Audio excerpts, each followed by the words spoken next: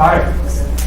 Welcome back, Mr. Stark. Good to be here with the gavel. Looking good, looking good. Now, exactly what bar fight are you in? No bar fights, but this is the meeting of the Municipal Audit Committee.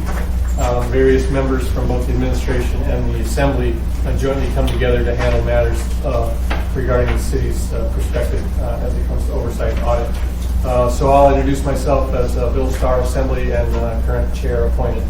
Do you train the assembly? Elizabeth Jansen, Amy Gambassi. Mike Chadwick, Internal Audit. Belinda Friedman, Director of the Health and Human Services Department. Bob Jones, Cemetery Director. Tom Frank, Controller. Hi, guys. I talked to Mr. Abbott earlier today. He's kind of adjunct on the committee by history, as well as Mr. Harris. Both are probably running late. But I think the idea here was at the last assembly meeting, LB, or the prior one? Not the last one before. We moved to postpone acceptance of an audit relating to a follow-up on the cemetery, various operations thereof. So the idea that we would come together with sort of an action plan, solutions. I'm certain that we all come pretty well prepared on it. Perhaps Mr. Trainee is left out a little bit, but I don't know necessarily that we need to go over the entire audit word for word, nor that. But Michael, if you want to kind of tell us the broad basis and timing, particularly, and then some of the initial response from the players of the city would be helpful. Okay. Thank you. First off, I'd like to thank Rob, the director for the cemetery. We caught him at the worst possible time. The summer season is a busy season, but he was very, very helpful. Very helpful. This is a follow-up audit to a prior audit that we did back in 2009. In summary, we found that 2 of the prior 7 audit recommendations had been implemented, but the remaining 5 had been partially implemented. We also have 2 additional findings that we came up with. Do you need a copy of the report? Yes, please. Notice we're joined by CFO Harris.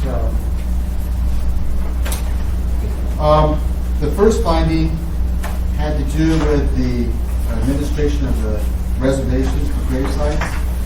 We found that during the prior audit, the cemetery staff recertified reservations based on a delivery confirmation of a certified letter, and they're supposed to get a positive reply.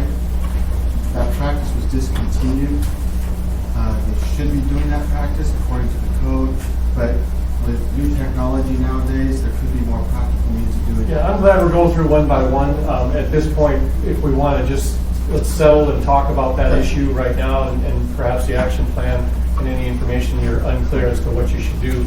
We can probably try to give you policy guidance, but I typically don't take votes in our committee directively. So if there's something the greater body of the assembly ought to hear from a policy perspective, we would do that. So any guidance and suggestions we give to you from the assembly aren't necessarily a body of the whole recommendation, but really just sort of a work team that helps you move through. So as it relates to that finding, do you have a way forward? Our recommendation is going to be that we include, add some language to the code that would include other means, phone, electronic, regular mail, and then as a last resort sort of option for registered. Has anybody challenged the lack of communication as a faltering on the city's performance? So we don't really have people in the queue saying, hey, I didn't get a renewal or I didn't get a communication. Okay. So now the earth-shattering problem, that's something we ought to fix. Sure. Do you have a suggestion on how? I might have missed it. Did you say that there may be an electronic way to communicate with these folks? There may be. We don't normally collect email addresses from the folks. We certainly collect their phone numbers and mailing addresses. So because the registered letters are upwards of $5 a piece, we would prefer to be able to use the phone, electronic if we have it, and then just regular letters to the folks. Yeah. If we don't get any positive replies from those means, then we need to get to the registered letter. Yeah, good answer. Okay. We'll move on, Michael. Findings 2 and finding 3, we found that they had taken effective corrections. So we'll move to finding 4, where we found that the cemetery fee schedule was not current. We found various fees where that they were currently charging something, but code shows something different. The idea that we have an omnibus discussion going on at the city now, I noticed, and I didn't study it completely, but there's action in front of the assembly now with fee changes and S-version stuff. I saw some relating to this perhaps. Is it everything encompassing that you would want in that action? So this problem will be fixed by some sort of dealing with that item at the assembly level. And thanks for being proactive on that. Finding 5 dealt with the computation of charges for the annual maintenance costs. They weren't consistent. They were using procedures from 1999, and those procedures required multiplying the maintenance cost per grave by the total number of grave sites in the tract. However, the current practice was to multiply the maintenance cost per grave by the total number of unused grave sites. So basically, the practice didn't jive with the procedure that they had established back in 1999. Yeah, not to debate the conversation, but in my reading of that, is it to buffer the cost sharing, or what would be the practice differences if you were to change what you're currently doing? And I understood over the overall total number versus the unused ones was the nuance in there. Is that what I'm getting right? After 1987, And we're joined by Mr. Abbott, the municipal manager. Thank you. After 1987, the burial fees included an amount that goes towards our maintenance fee, or our maintenance fund. So everybody after that has paid towards their maintenance. So we've given a credit for those pre or post 1987 burials to offset the cost of the maintenance, since those folks have paid for it I see. basically ahead of time. But the language in the procedure didn't capture that. So that is in the practice, but it wasn't spelled out in the procedure. How many people are we talking about now? I mean, how many grave sites are we talking about in this case that are impacted by that? Well, it varies by tract. So, for instance, the Pioneers of Alaska have 3 tracts, and I think the total number in their area is upwards of 1,200 or something like that. But then the Elks, for instance, have just 1 tract, and their total is more along lines of 400 or something along those lines. So it varies between the tract numbers.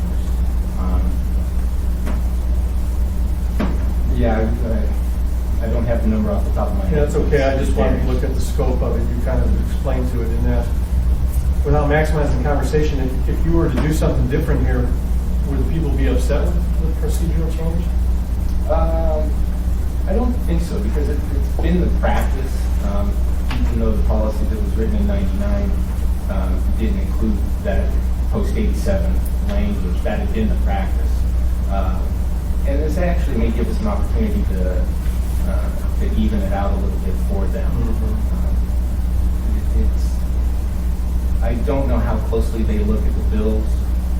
The numbers go down every year depending on how many burials we did that previous maintenance year.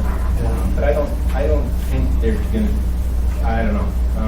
Some of the tract owners are, very amiable and don't question anything. Pioneers of Alaska seem to have a little bit more interest because they've got a bigger piece of property, so their maintenance bill out of the 6 tract owners is certainly the highest. So they may have some questions about the policy and the wording. Yeah, feel free to jump in, Mr. Jackson. I know you studied this pretty good. Is there a contractual, like a written agreement that would probably have to be modified and legally reviewed and gets cluttered pretty fast beyond just the codified language changes we're talking about? Perhaps revisiting the code, the contracts? Maybe so. I think the contracts just generally say maintenance of the grounds. It doesn't really spell out the formula in the contract that we have with various tract owners. But they're certainly welcome to it.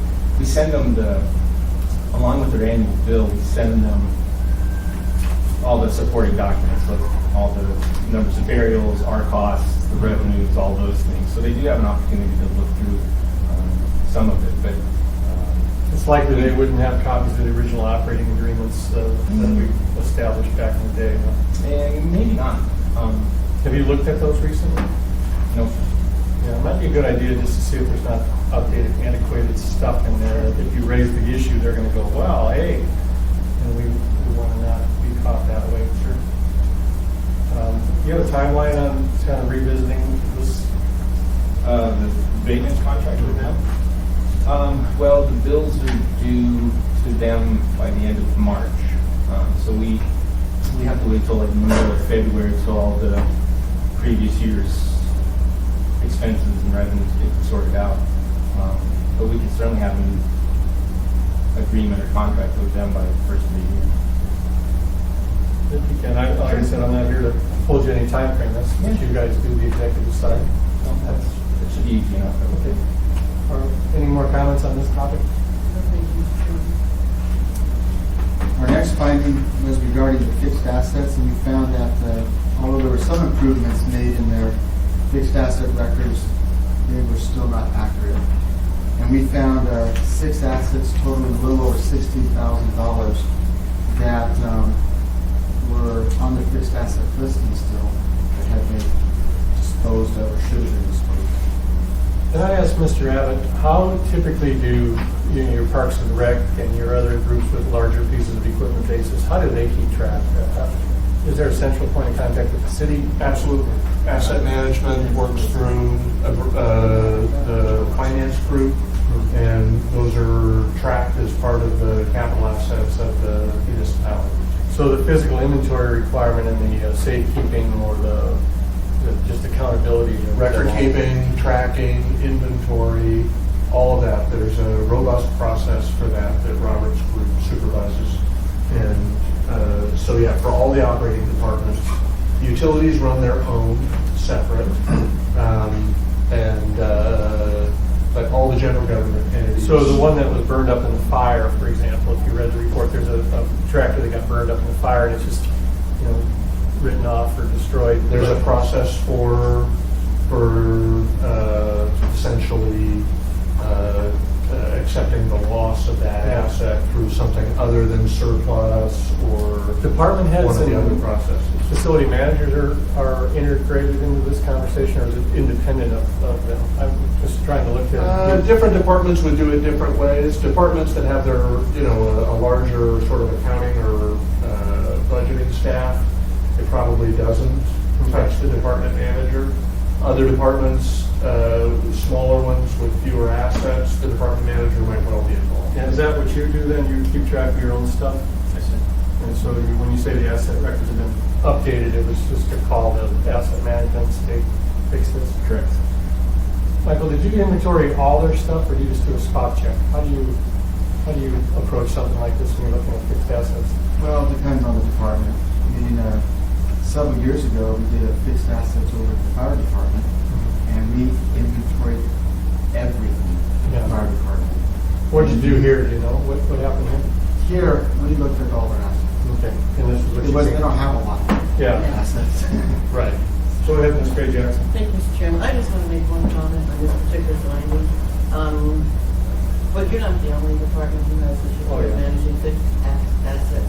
It's been an issue throughout the municipality, not every department, and they're working on improving. I mean, even before this administration, the administration is working on improving that. So I just felt that I needed to make that comment. Yeah, I Thank hope you, there Mr. wasn't Chairman. any accusations that it was out of the ordinary. Oh, no. I just wanted to make that comment. Sure. Well, good, thanks for that. And the idea was if you needed additional help in sort of that tracking systems, that there's others at the table that can provide resources as well. You seem a little understaffed over on your side. No offense. Want to keep going? Yeah, number 7 was regarding cash handling procedures. Although the director had obtained a safe, cash receipts were still not deposited on a daily basis, and the cemetery still did not have a cash register. When you say cash register, are you actually talking about a piece of equipment, or are you talking about the listing of the cash receipts? A piece of equipment. Yeah. What should we do here, Mr. Abbott? What's the practical way to do things? Well, it's a tough one. They don't handle a lot of cash, and it's episodic. But there are other muni departments that have the same challenges, and most of them have installed cash registers. you get one yet? I didn't read the final. Do you take credit cards too? No, sir. Should you?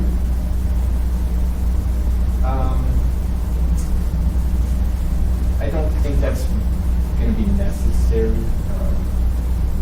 Certainly fewer people carry checks. Yeah. So it might be a convenience thing, but I don't think it's necessary. Did you have something to add? Thanks, Mr. Chair.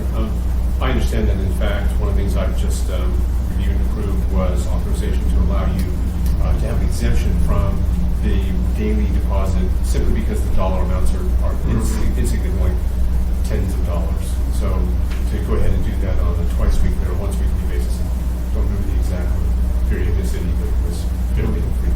It's just enough that you'd be able to manage that effectively. Yes.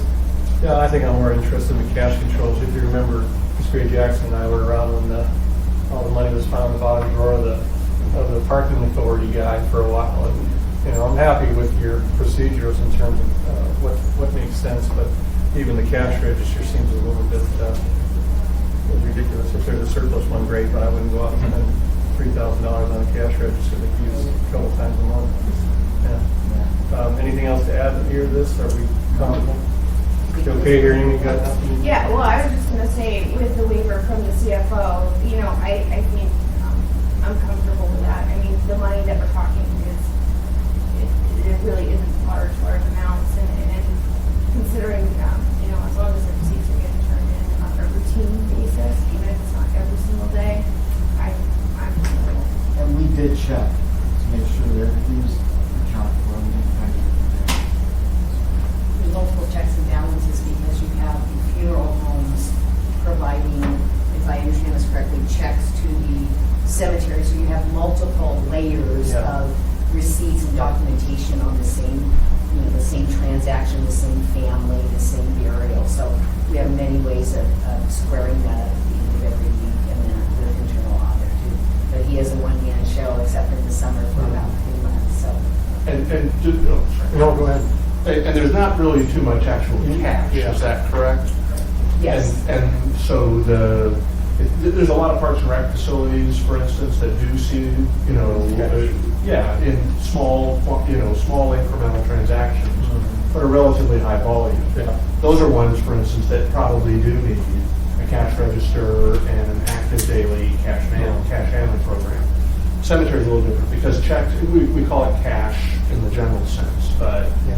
it's not actually very much currency. It's Well, almost I all think in checks. fairness to Michael's accuracy statement, he's following code, so You betcha. we speak to the language of that, in terms of our ability to kind of say, well, it's okay. I'd like, some sort of compliance requirement. And, when I ran my small businesses, sometimes it was just a cash box, and that was my cash register, but duly named, so I'm comfortable with the procedures in terms of changing codified language. I'm not sure I have a whole lot of, well, if you're the cemetery, this happens, but it might be necessary to give you that latitude, but comply with a cash box or cash register of some configuration. I just get some old antique one that really speaks to the talking point and put it up on whatever counter you have. That's great, Jack. Thank you, Mr. Chairman. I really appreciate this conversation because cash handling is really important in this municipality. But I just wanted to say that over the years, municipality management is doing a really, really good job in cash handling. And I'll tell you, for those who weren't around, but in the early 80s, there was an employee at the transit department that embezzled over $150,000. So we've come a really long way in terms of cash handling. And I just wanted to make that comment, Mr. Chairman. Good. Teach my kids all these lessons. So let's keep moving on here. The permitting ones and the revocable stuff. Right. It's confusing a little bit. These are new findings. They were not part of our prior audit. Finding one was we found that the permits were not always administered properly. They currently have 2 permits, and the permits should be renewed at 5-year intervals at a $100 renewal fee and approved by the municipality. The permit for one of the religious organizations was not renewed by the end of June of this year. Consequently, there was no renewal fee collected, and both permits were not signed by the municipal representative. Were you able to go through all of the revocable permit listings, or did you spot check? There's only 2. Oh, I didn't know that. Okay, so you really found everything available. Yep.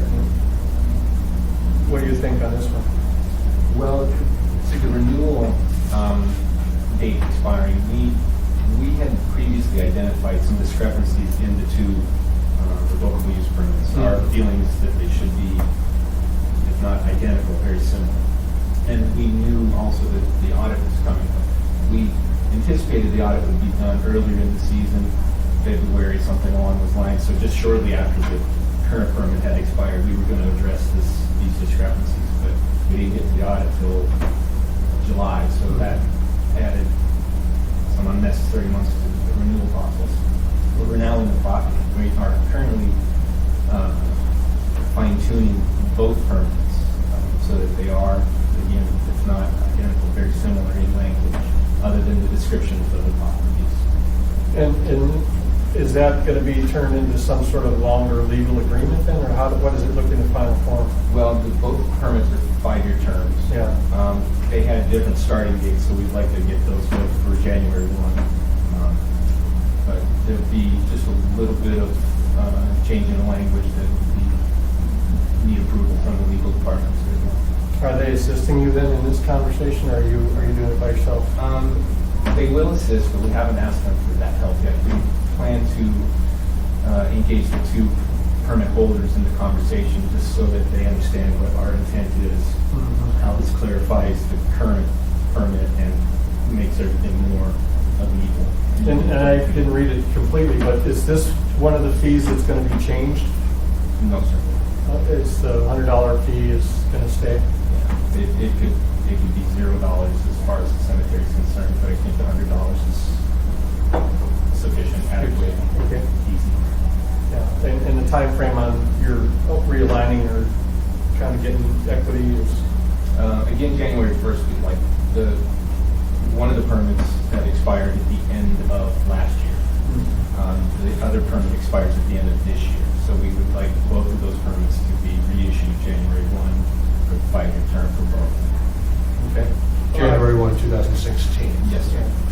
Yeah, and again, this committee isn't in a position today to provide, directive necessarily by vote or mandate of the assembly. I would probably suggest, just as chairman, that we'd be comfortable with a follow-up email or, okay, we've dealt with this from our perspective adequately, or if you have struggles that you're still not sure it's going to bear muster of the best public service, that you would want to communicate that to one of your folks that you work for, and we can expand the conversation again back at the committee level. So that's our level of accountability from that. I felt, again, the reading was a little confusing in terms of where you were headed, but I think that's why you are doing what you're doing. Keeping track of it all for us. Anything else to add, Michael? Just on these permits, yes, they looked through them and we worked them. We found that they had the same rights and permissions and authorities to use the burial grounds, but imposed different financial obligations. One of the permits required them to submit the reservation fees, and the other permit didn't require them to submit the reservation fees. They're essentially identical, except for this one little part. And so, as they work through that, they'll have to decide what they want to do. Now, this goes back to my earlier question. Mr. Abbott, you were not here, but it seems as if the omnibus bill that's going to come through will correct the inequities in the fees and some of that stuff. That's the hope. Yeah, that's the hope. Is this one of them that's going to be captured in that, or is there anticipated structured fee change later? No, they're not. These fees aren't on the fee schedule. So They are on the fee They are not. So they're separate from the omnibus bill. These are set through the permit, right? Yeah. And there's only once every 5 years. The fees that are being included in the omnibus bill are more fees that are user fees, if you will, and burial fees and internment and using the columbarium wall and things like that. This is more just these two permits once every 5 years, $100 for each one. So it's not included in the omnibus bill. I get that. It's just, I assume somebody's going to have to pay that hasn't been paying. Is that kind of where I'm thinking? It could go that way, certainly. Okay. It could also, yeah. So if it's not in code somewhere, that it's a permit fee, do we run any challenge with that, or is it? I don't think so. Okay, I don't either, but I'm not aware of that. considering it's only a couple. Right. Try and fix it once and for all, and that's your need. Rather than go backwards, I think if nothing else, we capture the fee because you got labor invested and we want to get some money for what you're doing. So I don't know that I would wait, that I agree that it should be done for free. But again, I don't need to make a big deal over a couple of permits. If it was 200 or 300, I think we'd have another matter on hand. So, I'm pretty comfortable with your response and your interfacing with it. Did you want to add something? I just want to follow up to Linda. Linda, this department falls under you. And everything I'm hearing today is each one of these audits, the findings have been or are being addressed. So, when do you anticipate that you'll have full compliance in addressing all these in all issues? of these. Well, there's different stages to the timing, the fee changes Right. related to those or In for the assembly. yeah. So I would say, Rob, what would you say is realistic with going through legal for some of the legal perspectives, the CFO approving the cash receipts and the cash register request? Would you say 90 days most would give us plenty of time to deal with these revocable use permits, get approval and review from internal audit, et cetera? Go ahead. Mr. Boston, through the chair. Just to let you know, my feeling on this is, this report was issued right at the beginning of October, and went to the assembly a couple weeks ago. And during that short amount of time, the cemetery director and Linda have taken significant action. They sent me a response earlier this week saying, here's what we've done. And I think it's been quite a while since I've seen someone respond so quickly to audit recommendations, to get a letter to the CFO within a couple of weeks. I'm not sure I've seen that. So it's been quite pleasing to see how quickly they responded. Well, I just like to follow up. Everything I've heard today, I'm very encouraged. I'm very comfortable with the responses.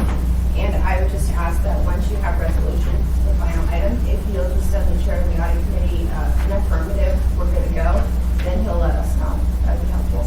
Well, I think you're all being very generous because these items, several of them were from 2009, so we were remiss in correcting some of these areas. And again, Rob handles a great deal from the maintenance of the actual grounds to dealing with grieving families to the public. And as you've seen, there's been a great deal of public interest through his outreach efforts to make the cemetery a very welcoming and a place of pride for the community. So the financial management is equally as important to that. So when we finish this, we will certainly notify the committee chair. In addition, I would like within a year to have an additional internal audit to just make sure that all of the practices that Rob has put in place with our financial assistants are fully engaged, implemented, and running smoothly. Yeah, we'll see about that as we review our yearly audit plan. I think that there's a finite amount of labor over there, so I appreciate your interest to step forward in all those communications. And I'm looking to the same procedures and practices when our Chief Eagle River Cemetery comes online. That is directed and Don't forget Girdwood. King Paul. Well, hey, they're on their own, but we just have two on the committee. So again, the acceptance of the report, Ms. Gray Jackson has, and appropriately so, pulled that back from the Assembly's formal acceptance of the report. But it was nothing more than to make sure we followed through with the leadership that we have and guidance that we can provide. Our role is somewhat limited, but not in a bad way. So I think the idea that we move for acceptance on the report is just fine. In terms of the follow-up, I see less formality than more formality. Ms. Gray Jackson, would you think that? Comments, if you Yeah. want, Mr. Chairman. Yeah, I'd like to know where you No, I think we thank you ought for to. your leadership, but just so everybody knows, okay? And you probably already know some of what I'm going to say, but the Municipal Audit Committee is the only committee, sending committee, if you will, that's required by code, the only one. We have a responsibility, and one of them is then doing a financial audit on an annual basis. And the second one is, when we get independent audits, internal audits, is to review them, and if we determine, if any of us determine that it's probably necessary to have further discussion on that audit at this committee level, then we do it. And you're not the first. We've had several internal audits discussed at the Municipal Audit Committee level. And I really appreciate Ms. Freeman's internal auditor do a follow-up in a year or whatever, because I think that's a really good idea, that's good public policy, because we have a fiduciary responsibility as a legislative branch of government, you know, and municipal manager and CFO and controller. So with that said, thank you very much for your time, and I think this was a really good productive meeting. Thank you, Mr. Chairman. You're right. And any other closing comments from anybody else would be welcome. If not, we're going to be done a few minutes early. I have one comment. Oh, you do? Go ahead. I always have one. I think you got like 7 minutes. But, oh boy, I can think of. Don't tell the semi-question. You know, one of the things that Ms. Gray Jackson's talking about is a follow-up, you know, just to verify. I know we're very gracious today. If they're not resolved in a year, the tone will probably be different, just to be fair, forward. Secondly, I want to say, I heard about the time capsule this summer. And I want to say that I think that was the coolest little thing that you guys did, and it was great for public outreach. I received a number of comments on it. And so sometimes we do things that are a little bit outside of our scope, but a little different. But I think it really raised the awareness of the cemetery. And so I just wanted to give you those for that. Thank you. Here, here.